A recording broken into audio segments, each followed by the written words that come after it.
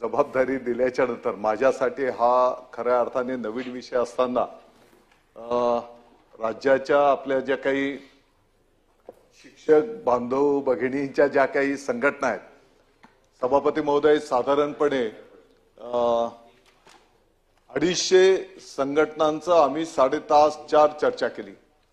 अनेक चांगल्या सकारात्मक सूचना त्या बैठकीतून आल्या। जे संस्थाचालक आहेत, माझ्या माहितीप्रमाणे 275 संस्थाचालक त्या बैठकीला उपस्थित होते। संस्थाचालकांच्या पण काय अडीअडचणी आहेत त्या संदर्भातनं त्यांच्याकडनं माहिती त्या ठिकाणी घेतलेली आहे आणि म्हणून शासनाकडनं जे जे काही अनुदान आताच्या पर्यंतच्या नियमांप्रमाणे देणं असेल तर निश्चितपणे ते विहित कालावधीमध्ये कसं संबंधितांना दिलं जाईल या संदर्भातला त्या ठिकाणी निश्चितपणे आपण विचार करू। सभापती महोदय, आता राज्याच्या पातळीवर जर आपण विचार केला, जसं मी सांगितलं 24,152 खाजगी व्यवस्थापनाच्या शाळा आहेत।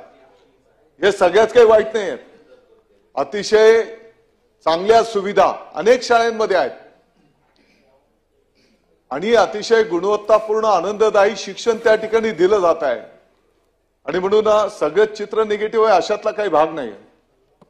मी सभागृहाला विनंती करणार आहे, जिल्हा परिषदच्या शाळेमध्ये पण आमचे अनेक शिक्षक बंधू भगिनी अशी आहेत की ते अतिशय समर्पित पद्धतीने कार्य त्या ठिकाणी संपन्न करतायत आणि म्हणून सर्वांना माझी विनंती आहे की जे जे आपल्या आपल्या कार्यक्षेत्रातले जे आमचे चांगलं कार्य संपन्न करणारे आमचे गुरुजी असतील, शिक्षक बंधू भगिनी असतील, संस्था असतील, अधिकारी असतील, कर्मचारी असतील, काही सेवाभावी संस्था आहेत, ते सुद्धा आपल्याला चांगल्या कामाला सपोर्ट करतायत।